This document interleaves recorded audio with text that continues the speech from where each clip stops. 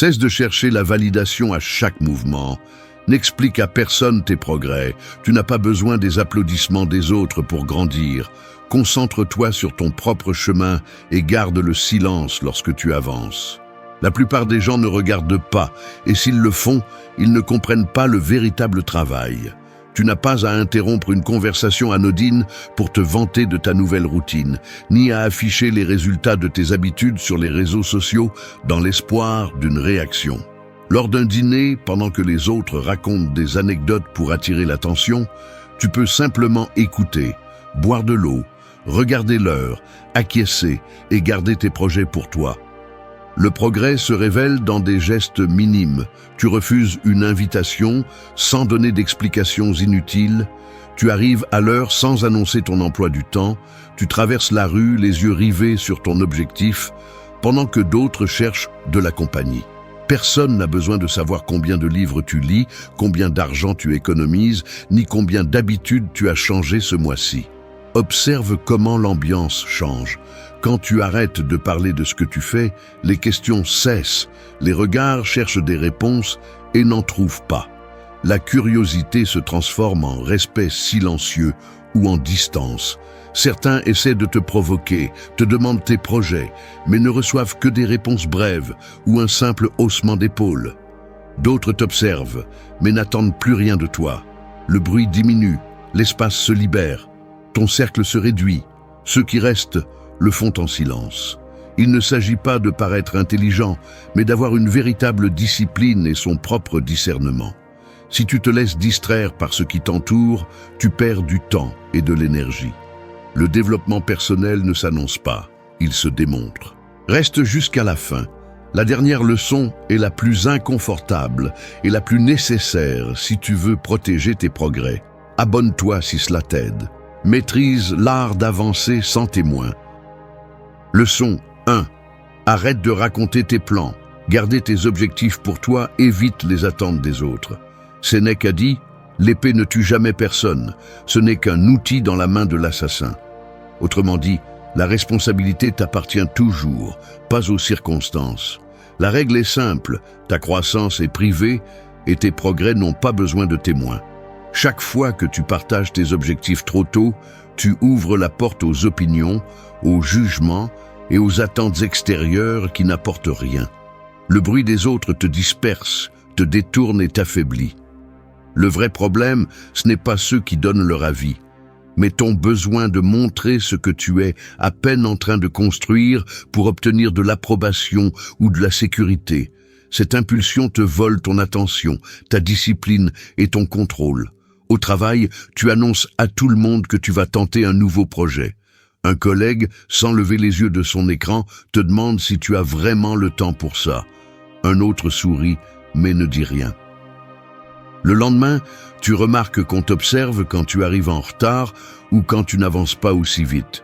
Sur WhatsApp, tu annonces que tu vas commencer la salle de sport ou arrêter une mauvaise habitude. Aussitôt, les émojis d'applaudissements et les conseils non sollicités arrivent. À peine l'as-tu dit que tu attends des réactions.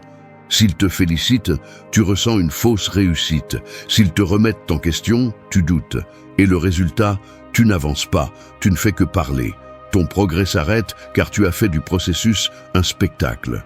Au fil des jours, les gens commencent à te demander où tu en es. Tu ressens le silence gênant quand tu n'as aucun progrès à montrer.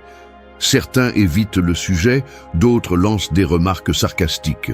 La pression augmente. Mais ce n'est pas un élan, c'est de la surveillance.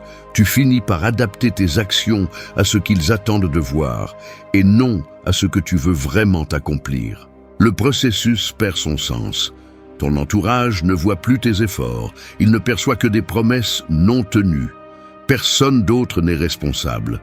Observe ce que tu fais. Il y a des domaines qui ne s'annoncent pas, et il y a plus encore. Leçon 2. Contrôle ton temps sur les réseaux.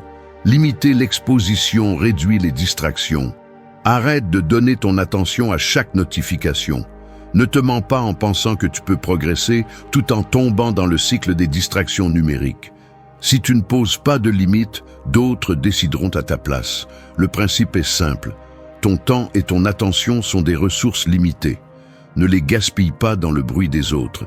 Chaque minute que tu cèdes à l'écran est une minute qui ne reviendra pas. Les réseaux sociaux sont conçus pour voler ton attention et fragmenter ta discipline. Si tu n'établis pas une limite claire, tu deviens l'esclave de l'urgence des autres. Tu crois pouvoir le contrôler, mais à chaque fois que tu cèdes, tu perds un peu plus de discernement et de maîtrise. Il ne s'agit pas seulement de perdre du temps, il s'agit de perdre ta direction. Au bureau, tu consultes WhatsApp toutes les 5 minutes et ton travail prend du retard.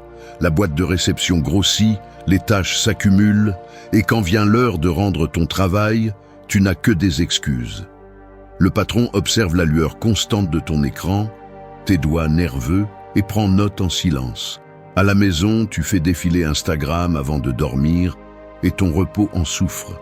Tu te réveilles fatigué, l'esprit dispersé et sans énergie pour affronter la journée.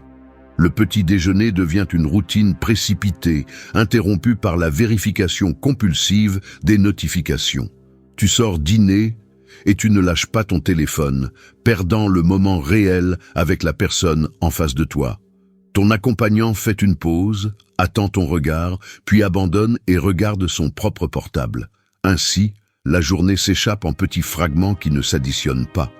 Les projets personnels n'avancent pas, les conversations perdent en profondeur et les souvenirs se diluent dans des défilements sans fin. Et ensuite tu te demandes pourquoi tu avances si lentement. Ce n'est pas le destin. C'est ta conduite répétée. Cette erreur semble petite. La suivante ne l'est pas. La maîtrise est silencieuse, mais elle se remarque. Leçon 3. N'explique pas tes décisions. Éviter les justifications renforce ton autorité. Il y a quelque chose que tu dois accepter. Chaque fois que tu justifies tes décisions, tu en paies le prix. Le besoin d'expliquer chaque pas affaiblit ta position et dilue ton autorité. La règle est simple, n'explique pas tes décisions à ceux qui n'ont pas besoin de les connaître. Trop expliquer ne te rend pas transparent, cela te rend vulnérable. Quand tu ressens l'urgence de te justifier, tu abandonnes le contrôle et tu ouvres la porte à ce que d'autres remettent en question ton jugement. Les gens interprètent tes justifications comme de l'insécurité ou un manque de conviction. Le vrai coup, c'est que tu finis par perdre le respect et du temps, tandis que ton énergie se disperse à vouloir convaincre ceux qui n'ont pas d'importance. Pense au travail. Tu décides de refuser une réunion inutile et tu envoies tout de suite un message détaillant chaque raison. Le destinataire répond à peine par un « OK », mais commence ensuite à t'inclure dans plus de mails, attendant que tu expliques chaque décision à venir.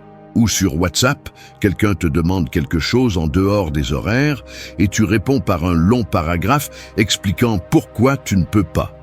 La personne lit ton message, laisse en vue et, la semaine suivante, refait la même demande, comme si tes raisons n'avaient pas compté. En couple, tu justifies pourquoi tu as besoin de temps pour toi, en espérant une approbation. Le silence gênant après ton explication s'installe dans la pièce et le sujet revient lors de la conversation suivante. Dans chaque cas, au lieu de fixer une limite, tu abandonnes ton pouvoir et laisses la place à des opinions ou des critiques qui n'apportent rien. Le résultat, c'est l'épuisement et le sentiment d'être toujours en train de rendre des comptes. Tu remarques que les autres se sentent de plus en plus en droit de te demander des explications. Ton attitude devient plus tendue, tu relis tes messages avant de les envoyer, anticipant des questions auxquelles tu ne devrais pas répondre. L'ambiance change, le regard des autres cherche la moindre faille pour s'immiscer dans tes décisions, et tu le sais. Le résultat est en train de te montrer la vérité. Dans la prochaine leçon, tu vas apprendre comment ta capacité à garder un silence stratégique devient un atout, et non une faiblesse.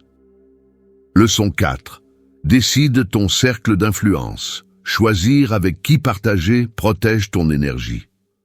Arrête d'ouvrir la porte à n'importe qui. Tout le monde ne mérite pas de connaître tes progrès ni tes projets. Ne transforme pas ta vie en vitrine pour ceux qui n'apportent rien. La règle est simple. Ton cercle d'influence façonne ta mentalité et tes résultats. Chaque fois que tu partages tes objectifs avec des personnes sans discernement ou discipline, tu t'exposes à des jugements. des opinions et des doutes qui ne t'appartiennent pas. Tu perds de la force, tu te détournes de l'essentiel. Le bruit extérieur ne t'aide pas à grandir, il ne fait que te voler ta clarté et ton contrôle. Trop parler, c'est céder du terrain. Écouter trop de voix, c'est perdre la tienne. Pense au bureau. Tu racontes ton nouveau projet à un collègue qui ne fait que critiquer ou se moquer. Aussitôt, tu commences à douter de l'intérêt de continuer. Tu le vois dans le geste de ton collègue. Un sourcil levé, un sourire en coin, le silence gênant qu'il laisse flotter dans l'air. La journée avance et tu te surprends à revoir des détails que tu avais déjà clarifiés, à chercher des erreurs là où il n'y en avait pas. Tu perds du temps à justifier ton idée dans ta tête simplement parce qu'un commentaire extérieur l'a déstabilisé. Sur WhatsApp, tu partages tes progrès à la salle avec des amis qui ne s'entraînent pas et te lancent des blagues. Rire dans les messages, même réponse vide. À la fin, tu remets en question tes efforts juste pour chercher une approbation qui n'existe pas. La prochaine fois, tu réfléchis à 2 fois avant de leur dire quoi que ce soit. Ta motivation commence à dépendre de leur réaction et tu t'en rends compte trop tard. En couple, tu cherches du soutien et tu reçois du scepticisme. Un geste froid, un regard qui évite le tien, un « pourquoi tu te compliques la vie ?» en guise de réponse. Tu te replies sur toi-même. Le résultat est toujours le même. Moins d'action, plus de doute, moins de progrès. Tu remarques que petit à petit, tu arrêtes de partager ce qui compte vraiment. Tu deviens plus réservé, mais aussi plus sélectif. Le schéma, c'est toi, pas la situation. Et il y a plus. Maîtrise, contrôle l'accès. 5e leçon. Choisis l'inconfort du progrès. Briser les routines connues stimule la croissance. Il y a quelque chose que tu dois accepter. Le confort de tes routines n'est pas une stabilité, c'est un frein invisible. Le silence stratégique n'est pas seulement se taire, c'est éviter le bruit qui t'empêche de grandir. La règle est simple. Avancer exige de sortir de ce que tu maîtrises déjà, même si cela te met mal à l'aise. Le progrès ne demande pas la permission. Il exige une rupture avec ce qui est connu. Tu crois que rester tranquille est un signe de contrôle, mais en réalité, c'est la peur déguisée en prudence. L'auto-illusion la plus courante est de penser que ne déranger personne te rend fort. Non, tu ne fais que repousser le conflit nécessaire avec toi-même. Si tu cherches la validation extérieure, chaque opinion d'autrui te manipule. Si tu attends le confort avant d'agir, la croissance te sera étrangère. Tu préfères l'écho de tes habitudes à l'inconfort d'un défi. Ce silence que tu revendiques n'est pas une stratégie, c'est de l'évitement. Au travail, tu restes sur des tâches que tu maîtrises déjà et tu évites de demander de nouveaux projets. L'horloge marque les mêmes heures, les réunions sont prévisibles. Ton chef ne demande même plus parce qu'il sait que tu ne proposeras rien de différent. Sur WhatsApp, tu lis les messages sans répondre pour ne pas affronter des conversations inconfortables. Le double check bleu reste là. Les sujets se refroidissent, la distance s'installe et personne ne mentionne le vide. À la salle de sport, tu répètes toujours la même routine parce que tu as peur de paraître maladroit en essayant autre chose. Tu gardes les mêmes poids, les mêmes exercices, ignorant les regards des autres qui progressent pendant que tu répètes. En couple, tu tais tes opinions pour ne pas déranger, mais tu te frustres en silence. Tu partages la table et le temps, mais chaque conversation est un terrain miné. Chaque geste est mesuré pour éviter une dispute. Tout cela semble être de l'ordre, mais c'est la peur de l'inconfort qui pousse au véritable changement. Le résultat, tu deviens invisible dans ton environnement.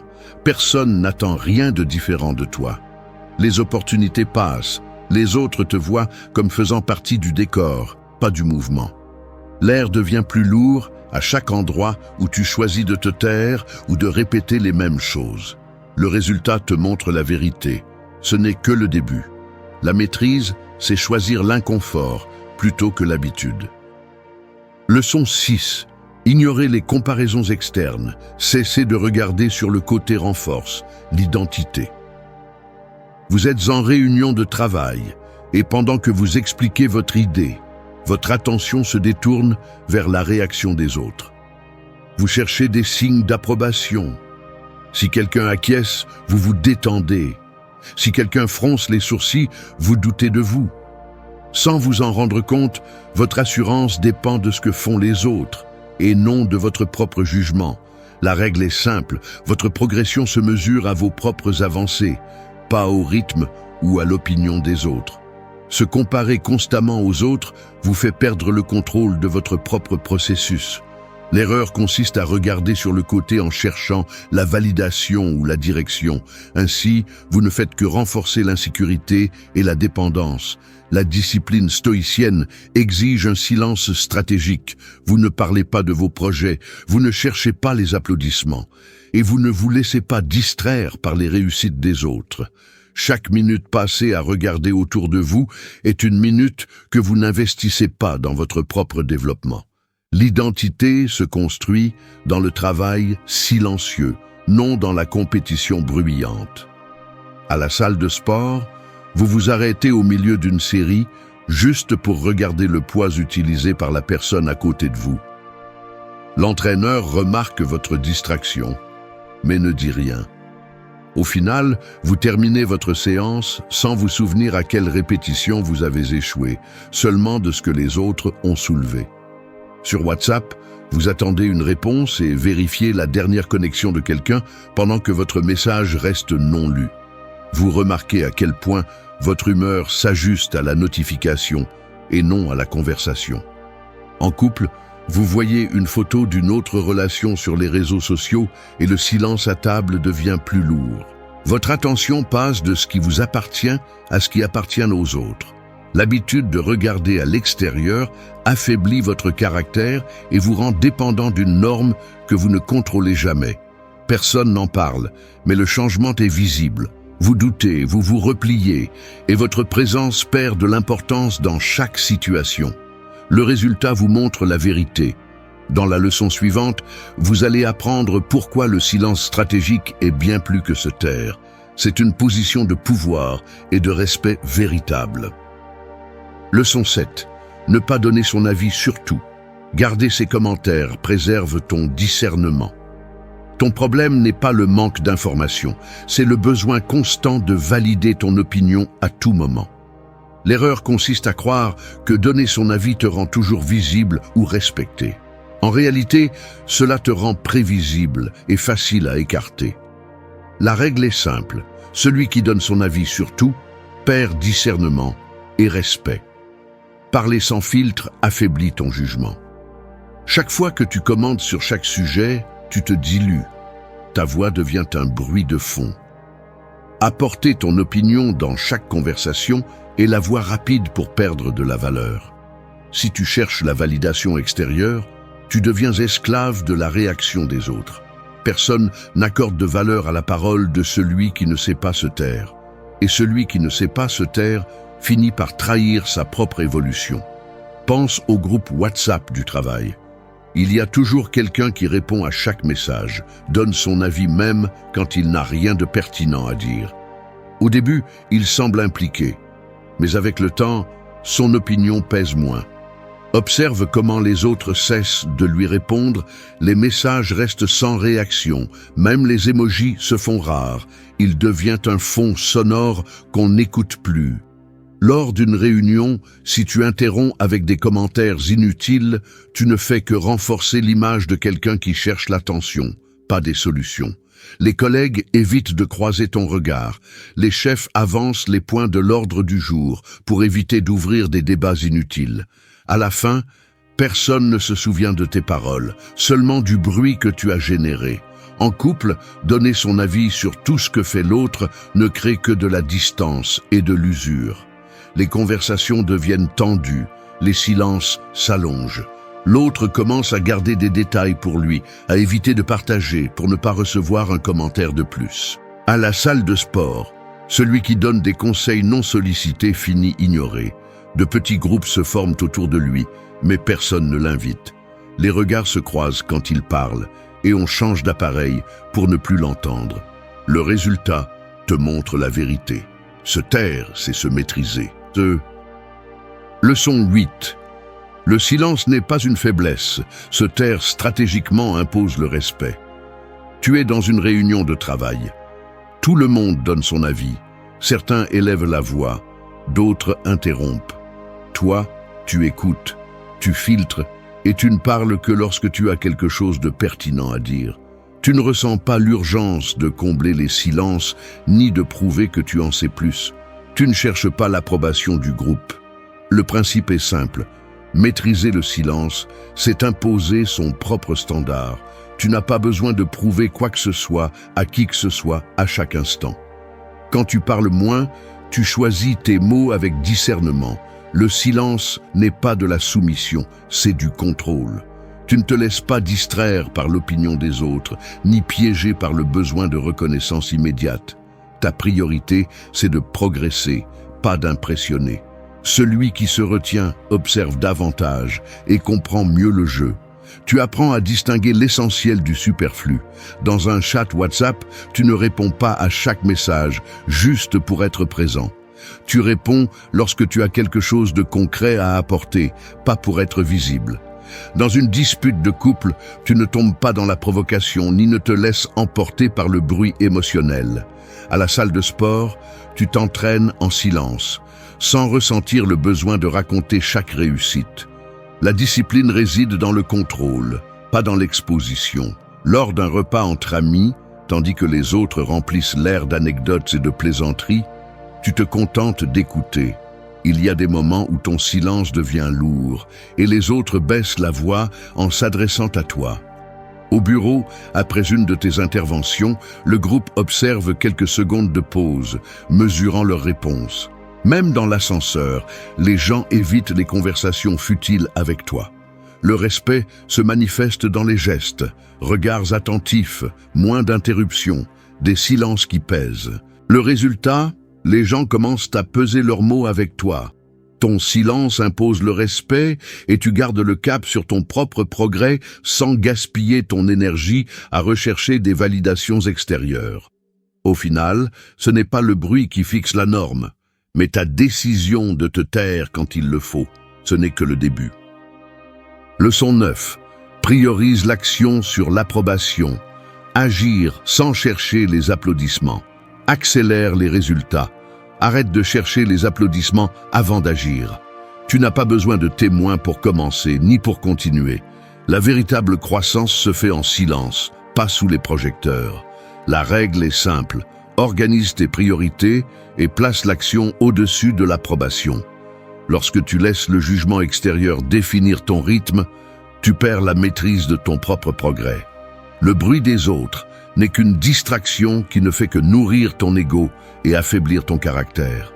Si tu attends l'approbation, tu deviens dépendant de l'élan des autres et tu sacrifies ton propre discernement. Le respect de soi se construit dans la discrétion, sans besoin de reconnaissance immédiate. Au travail, pendant que tu regardes ton téléphone en attendant des messages d'approbation après avoir envoyé un rapport, tu perds un temps précieux que tu pourrais investir à améliorer le prochain. L'écran noir reflète ton visage impatient, tes doigts tambourinent sur la table pendant que les minutes passent et que le mail n'arrive pas. À la fin de la journée, la productivité se dilue dans l'attente. À la salle de sport, tu cherches des regards ou des commentaires sur tes progrès au lieu de te concentrer sur ta routine. Tu t'arrêtes pour jeter un coup d'œil si quelqu'un a remarqué le poids supplémentaire sur la barre, mais personne ne dit rien et le muscle ne grandit pas avec l'attention des autres. Même sur WhatsApp, tu envoies des captures de tes réussites en attendant des réponses qui renforcent ton estime de toi. Les applaudissements digitaux arrivent, mais ils ne suffisent jamais. Tu finis par vérifier la conversation au milieu de la nuit, cherchant une autre réaction. Tout cela n'est que du bruit. Le vrai progrès se mesure à ce que tu fais quand personne n'applaudit. Les résultats ne mentent pas, le rapport amélioré, la force accrue, la tâche accomplie. L'environnement reste le même, la différence est en toi. Le résultat te montre la vérité. Dans la leçon suivante, tu vas voir comment établir des limites concrètes pour que ta discipline ne dépende pas de l'humeur de ton entourage. Fais ce que tu as à faire. Leçon 10. Pose des limites à ce que tu partages. Garder des informations personnelles réduit la vulnérabilité. Musonius Rufus a dit « Les paroles d'un philosophe qui ne guérissent aucun mal de l'homme sont vides ». En d'autres termes, la connaissance sans action n'est que divertissement. Le principe est simple, chaque donnée personnelle que tu livres sans discernement est un risque que tu choisis d'assumer. Dévoiler tes projets, tes problèmes ou tes réussites à n'importe qui ne te donne pas de pouvoir. Cela te fait perdre le contrôle. Trop partager nourrit la curiosité des autres et laisse des portes ouvertes à leurs opinions, jugements ou manipulations. Le besoin de tout raconter est un piège de faiblesse. Tu cherches l'approbation, mais tu n'obtiens que de l'exposition. Le silence stratégique est une discipline. Il te protège des attaques inutiles et te permet de te concentrer sur ton propre progrès sans distractions extérieures. Si tu ne filtres pas ce que tu partages, tu augmentes ta vulnérabilité et tu réduis ta marge de manœuvre. Au travail, chaque fois que tu révèles tes doutes ou tes projets à quelqu'un qui ne devrait pas les connaître, tu donnes un avantage aux autres et tu te mets en position de faiblesse face à tes supérieurs ou collègues. La conversation dans la salle de pause s'arrête à peine tu sors. Les commentaires commencent à circuler à voix basse. Un geste, un regard complice entre collègues te confirme qu'ils en savent déjà plus qu'il ne faudrait. Tu observes ton chef te confier moins de responsabilités ou tes collègues éviter de t'impliquer dans des projets importants. Chaque mot a son écho. Sur WhatsApp, raconter des détails intimes dans un groupe finit en ragot ou en moquerie. Le message transféré, l'emoji sarcastique, le silence qui suit ta confession sont des signaux clairs. En couple, exposer tes conflits à des tiers ne fait que compliquer le problème et te prive de ta marge de confidentialité. La dispute s'élargit, les avis extérieurs interfèrent et la distance grandit. À la salle de sport, parler de tes objectifs à n'importe qui ne génère que de la concurrence inutile ou des critiques creuses. Les commentaires ironiques, les regards évaluateurs et le changement d'attitude de ceux qui t'entourent sont immédiats. Chaque mot de trop est un terrain que tu abandonnes. Le résultat te révèle la vérité et il y a plus. Maîtrise. Le silence ne s'interprète pas, il s'impose. Leçon 11. Personne ne te doit de reconnaissance. Accepter l'indifférence des autres libère ton potentiel. Ne tombe pas dans le piège de chercher l'approbation à chaque pas. N'attends pas d'applaudissements pour chaque petite réussite. Arrête de regarder autour de toi pour voir si l'on te reconnaît avant d'avancer. Le principe est brutal. Personne n'est obligé de te célébrer. Personne n'a pour tâche de valider tes efforts. Le monde continue, qu'on t'applaudisse ou non. Tant que tu insistes pour qu'on te doive de la reconnaissance, tu remets le contrôle de tes progrès entre les mains des autres. Tu deviens dépendant de la réaction d'autrui et ta discipline devient fragile. C'est une condamnation invisible. Chaque fois que tu ne reçois pas d'attention, tu perds ta motivation. Chaque fois qu'on ne te félicite pas, tu doutes de ton propre jugement. Ainsi, on perd du temps et le caractère s'érode. Le silence des autres n'est pas du mépris, c'est de l'indifférence. Et l'indifférence est l'épreuve la plus difficile de ton autonomie. Au travail, tu termines un projet et personne ne commente quoi que ce soit. La salle reste inchangée, les claviers continuent de résonner, personne ne te regarde. Au lieu de passer au défi suivant, tu t'arrêtes. Tu vérifies la messagerie à la recherche d'un message, d'une félicitation qui ne vient pas. Le curseur clignote, les minutes passent et l'écran reste muet. Quand rien n'arrive, tu perds ton élan, tu te disperses, tu te plains à qui veut bien l'entendre. L'ambiance ne change pas. Les gens restent concentrés sur leurs propres affaires. Il n'y a pas de regard, pas même un geste d'approbation. À la salle de sport, tu bats ton record, tu reposes l'haltère à sa place, tu regardes autour de toi en espérant une reconnaissance. Personne ne s'approche. Tous poursuivent leur routine. L'entraîneur ne tourne même pas la tête. Si personne ne dit rien, tu te demandes si ça en valait la peine. Même dans ton cercle proche, chaque progrès exige des témoins. Tu partages une nouvelle en attendant une réaction, mais quelqu'un consulte son téléphone, un autre change de sujet, la conversation s'effiloche. Résultat, ta croissance dépend du bruit extérieur, non de ta discipline intérieure. Ainsi, tu stagnes. La vérité qui dérange, le problème se trouve dans ton miroir. Si ton avancement dépend de l'écho des autres, il ne sera jamais durable. Si tu n'acceptes pas l'indifférence, tu n'auras jamais un vrai contrôle sur ta vie. Personne ne te doit rien. Ce n'est pas de la malchance, c'est ton manque de discernement et d'autocontrôle. Maîtrise. Avancer sans témoin. Si tu choisis le silence stratégique et la discipline quotidienne, tu n'es pas juste quelqu'un de plus à la recherche d'applaudissements vides. Tu es quelqu'un qui construit dans l'ombre, sans demander la permission ni chercher l'approbation. Tu es le genre de personne qui comprend que ta valeur ne se mesure pas à ce que tu montres, mais à ce que tu cultives en privé. Ta croissance n'est pas un spectacle, c'est une conviction. Ton cercle n'est pas une foule, c'est un filtre. Si tu privilégies l'action à l'opinion, si tu mets des limites à ce que tu partages, si tu ignores le besoin de reconnaissance extérieure, alors tu ne fais pas qu'avancer. Tu deviens quelqu'un d'imperturbable, difficile à manipuler, impossible à distraire. Voilà l'identité que tu choisis chaque jour, pas celle que les autres t'attribuent, car celui qui maîtrise le silence et sa propre direction n'a pas besoin de validation. Il a besoin de résultats. Si tu te définis par tes actes et non par tes paroles, par tes progrès et non par l'approbation, tu sais déjà à quel groupe tu appartiens. Les autres, eux, ne font qu'observer de l'extérieur. Dis en commentaire quelle leçon t'a le plus marqué. C'est cela qui te définit.